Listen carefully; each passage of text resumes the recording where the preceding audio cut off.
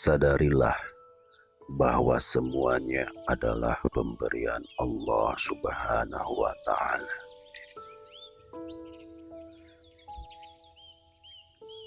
Pertanyaan yang sering kali terulang-ulang adalah, bagaimana kita bisa mencintai Allah?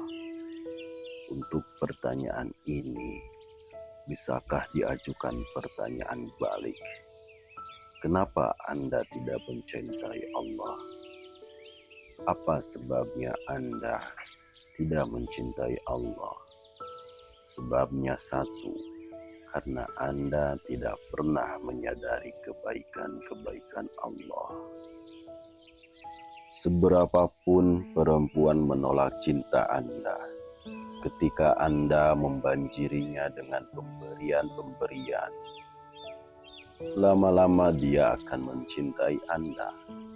Misalnya, ada seorang perempuan yang setiap bulannya mendapatkan transfer sebesar 50 juta rupiah.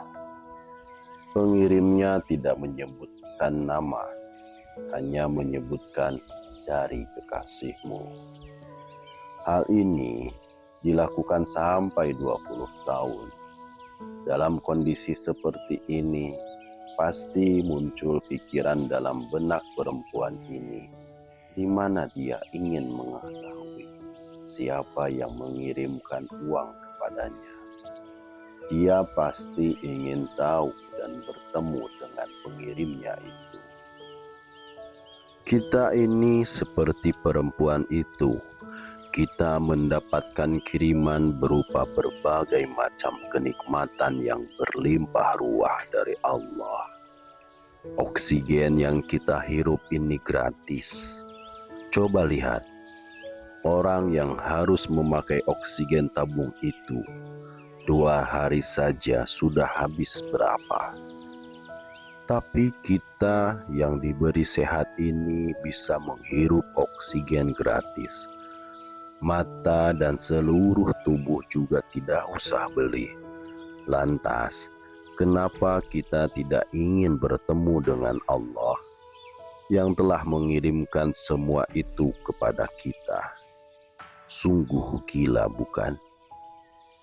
Lalu, apa yang menghambat Anda sehingga Anda tidak mengakui pemberian dari Allah? Hambatannya itu satu. Jika merujuk pada psikoanalisis Sigmund Freud, psikologi manusia itu terbagi dalam id, ego, dan superego. Jika ketiganya tidak pernah selesai, manusia tidak akan pernah menyadari pemberian Allah. Anda akan sombong dan merasa bahwa semua kenikmatan adalah hasil jerih payah Anda sendiri. Inilah akar persoalannya. Jika kita ingin membangun cinta kepada Allah, kita harus melatih kesadaran bahwa semua yang kita nikmati ini adalah pemberian Allah yang harus kita syukuri. Jika ingin mengenal Allah, rawatlah kesadaran itu agar terus membara, jangan sampai pudar. Mintalah kepada Allah bimbingan dan petunjuknya. Terserah bagaimana caranya agar Anda bisa kenal dengan Allah. Ada petunjuk Allah yang sifatnya tiba-tiba. Misalnya, sekarang seorang menjadi pelacur, tetapi besoknya menjadi wali. Sekarang jadi perampok, besoknya seperti Zunnun al-Masyri yang menjadi wali. Akan tetapi, fenomena tiba-tiba ini jarang terjadi, sehingga tidak bisa ditiru.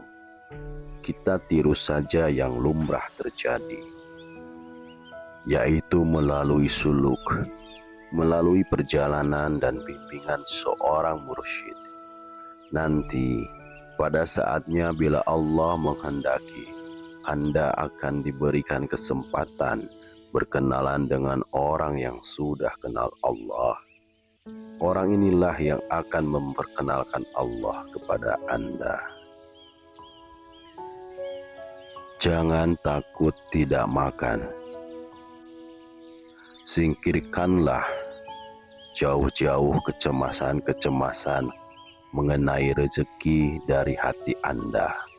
Rezeki itu benar-benar akan datang kepada Anda dari Allah tanpa Anda harus susah payah dan kerja keras. Anda tidak usah takut besok tidak bisa makan. Uangnya dari mana? Nanti anak-anak sekolahnya biayanya dari mana? Untuk apa memikirkan itu semua? Abaikan saja semuanya. Kosongkan hati Anda. Jangan sibuk memikirkan itu semuanya. Saat istri Anda akan melahirkan, jangan terlalu dipikirkan nanti uangnya dari mana, biaya rumah sakitnya dari mana. Itu tidak akan ada habisnya kalau memikirkan itu semua. Kosongkan saja hati Anda dari semua itu. Anda itu untuk mendapatkan mata perlu kerja keras tidak? Untuk mendapatkan telinga, hidung, hadir ke bumi ini, untuk itu semua Anda harus keluar ongkos apa tidak? Tidak kan? Semuanya serba gratis. Dari awal diberikan semuanya gratis oleh Allah. Tetapi kenapa Anda masih saja tidak percaya bahwa Anda akan terus diberi olehnya? Sebelum Anda bekerja, Allah sudah ngasih. Memangnya Anda punya jasa apa sama Allah sehingga Anda lahir dikasih fasilitas yang lengkap? Tidak kan? Itulah Allah. Dia akan selalu memberi kepada kita tanpa kita harus melakukan apa-apa terlebih dahulu. Jadikan kegelisahan Anda itu pada satu hal saja. Terkonsentrasilah hanya kepada Al-Haq. Yang perlu dikhawatirkan itu adalah jika Anda tidak mendapatkan ridho Allah. Khawatirlah Anda akan mendapat amarah dari Allah. Letakkanlah harapan Anda hanya kepada Allah. Apabila Anda sudah mampu melakukan hal itu, Allah akan memberikan Anda kebebasan dari semua kegelisahan dan kekhawatiran. Anda akan bebas dari rasa cemas. Semua orang bisa merasakan kebebasan itu. Kenapa sih takut tidak bisa makan? Apa ada orang hidup yang tidak makan? Tidak ada. Namun, masih saja ada yang terbayang-bayang takut tidak makan. Mengapa takut?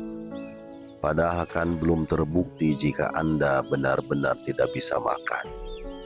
Tetapi Anda sudah cemas duluan. Ini ibaratnya Anda ingin melompati sungai kecil. Sudah ancang-ancang, tetapi Anda belum pernah melihat kondisi sungai itu. Atau Anda berancang-ancang melompati pagar, tetapi pagarnya saja belum kelihatan. Ini sama saja dengan Anda belum pernah tidak makan sehari, tetapi masih ada rasa khawatir bakal tidak makan. Itu artinya ada godaan di sini. Kecemasan Anda itu akibat dari adanya keinginan. Keinginan itu memicu munculnya kecemasan. Kekecewaan itu munculnya dari keinginan yang tidak terwujud. Kalau Anda tidak memiliki keinginan, bagaimana rasa kecewa bisa datang pada Anda? Kekecewaan itu muncul karena ada keinginan, takut keinginannya tidak tercapai. Jika keinginan tidak tercapai, maka akan muncul rasa sedih. Dari mana datangnya rasa kecewa ketika tidak menjadi bupati? Tentu rasa kecewa ini muncul karena adanya keinginan menjadi bupati. Kalau tidak ada keinginan menjadi bupati, maka ketika tidak menjadi bupati, apakah akan kecewa? Tidak. Lantas siapa yang kecewa ketika tidak menjadi bupati? Ya, yang punya keinginan menjadi bupati. Inilah contoh.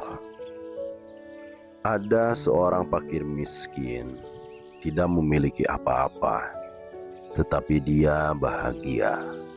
Kenapa dia bahagia? Karena sejak awal dia tidak ingin menjadi orang kaya. Siapa yang merasa sengsara menjadi orang miskin? Yaitu orang miskin yang dalam pikirannya ada keinginan untuk menjadi orang kaya. Oleh sebab itu, semakin banyak Anda memiliki keinginan, akan semakin banyak penderitaan Anda. Penderitaan itu risiko dari keinginan. Apabila keinginan Anda itu urusan dunia, Anda bersama dunia.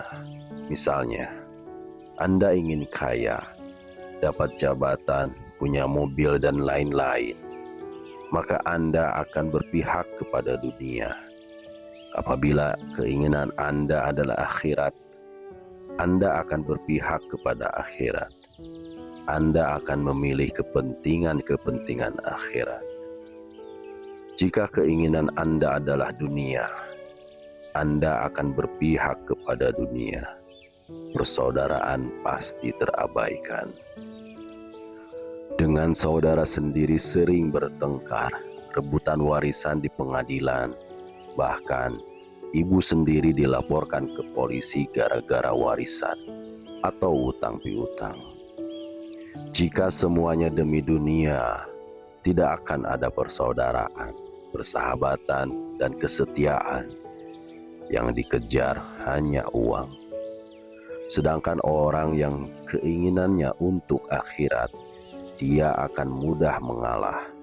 Ketika beli barang ternyata jelek, dia bisa memaklumi. Berbeda dengan orang yang tidak mau mengalah, ketika barang yang dibelinya jelek, pasti dia akan menuntut. Lantas muncul persoalan. Yang membuat kita susah itu karena keberpihakan kita kepada dunia. Jika keinginan Anda demi makhluk, Anda akan bersama makhluk. Dalam bermasyarakat, Anda bisa mendapatkan banyak teman, banyak pendukung, banyak yang membantu Anda. Jika keinginan Anda untuk Allah Azza wa Jalla, maka Anda akan terus bersamanya. Jika keinginan seseorang hanya Allah semata, ketika tidak ada teman pun, dia tidak merasa masalah jika hidup sendirian. Orang yang keinginannya demi makhluk, ketika kehilangan teman, bisa saja dia menangis. Dia khawatir, siapa nanti yang akan membantunya? Khawatir nanti kalau meninggal siapa yang akan menguburkannya. Nanti kalau sudah tua, siapa yang membantunya? Jika Anda selamanya bergantung pada makhluk, maka selamanya Anda akan gelisah. Kalau saya biarkan diri saya bersama Allah saja. Saya pernah membuktikannya sendiri bagaimana jika hanya bersama Allah. Bukan lagi cuma katanya. Saya pernah masuk ke hutan tanpa bekal sama sekali. Saya ingin buktikan bahwa Allah akan memberikan makan kepada makhluknya. Dan ternyata saya memang diberinya makan dengan bermacam-macam jalan. Jadi, semuanya itu tergantung keyakinan kita. Para psikolog menyebutnya self-suggestions. Mensugesti diri sendiri. Ketika Anda mendapatkan tugas tertentu, jika Anda ragu dan tidak yakin akan mampu mengembannya, maka Anda tidak akan bisa. Jika Anda mengatakan kepada diri Anda bahwa Anda pasti bisa, pasti Anda bisa. dan semuanya akan menjadi mudah. Secara psikologis, dengan keyakinan yang kokoh, Anda akan melihat semuanya yang ada di dunia ini kecil. Inilah yang akan mendorong Anda untuk bekerja semakin keras, semakin tinggi kerja, semakin tinggi energi. Demikian juga dalam berdoa, harus yakin dikabulkan, nanti pasti akan dikabulkan. Jika ragu dan tidak yakin dikabulkan, maka tidak akan dikabulkan. Sampai mulut berbusa-busa pun tidak akan terkabulkan. Yang Allah inginkan kepada Anda berdoa adalah keyakinan, bukan kata-kata yang indah, bukan pula karena panjangnya kalimat. Yang terpenting adalah keyakinan, bukan kalimat-kalimat yang indah. Sudah pernah saya ceritakan berulang-ulang bahwa di Irak pernah terjadi kemarau panjang, paceklik dan gagal panen mengancam. Raja dan rakyat sudah melakukan sholat istisqa, tetapi belum juga dikabulkan permohonan mereka agar diturunkan hujan. Awan tanda-tanda hujan belum juga tampak. Lantas, ada seorang bijak yang memberikan nasihat kepada raja. Tuan Raja, percuma ini semua. Rakyatmu banyak melakukan dosa, sehingga doa mereka tidak terkabul. Lebih baik meminta tolong kepada seseorang yang kemungkinan doanya dikabulkan. Raja bertanya, siapa itu? Orang bijak itu menjawab, Syekh Abdullah. Maka dipanggillah Syekh Abdullah agar berkenan mendoakan rakyat Irak supaya diturunkan hujan. Lalu berdoalah Syekh Abdullah, apakah engkau sudah tidak memberikan hujan lagi? Engkau tega membiarkan makhluk-makhlukmu tidak makan. Belum selesai berdoa, hujan pun turun. Demikianlah berdoa dengan penuh keyakinan, tidak masalah dengan bahasa sendiri, bahasa daerah, karena Allah pasti paham bahasa kita. Banyak orang yang berdoa dengan kalimat-kalimat indah, tetapi tidak dikabulkan. Namun ada yang ketika berdoa yang mulutnya tidak berucap apapun, tetapi dikabulkan semuanya. Allah Maha mengetahui isi hati. Intinya, jika Anda ingin hidup tenang, bebas dari kegelisahan, kecemasan, kekecewaan, dan semua perasaan yang menyiksa, serahkanlah semua urusan itu kepada Tuhanmu, kepada Allah Subhanahu wa Ta'ala. Siapkan hati Anda untuk menerima apapun yang diberikan Allah kepada Anda. Diberikan rezeki berapapun, entah banyak ataupun sedikit, atau tidak sama sekali, Anda harus bisa menerima. Berbagi ilmu dan pengetahuan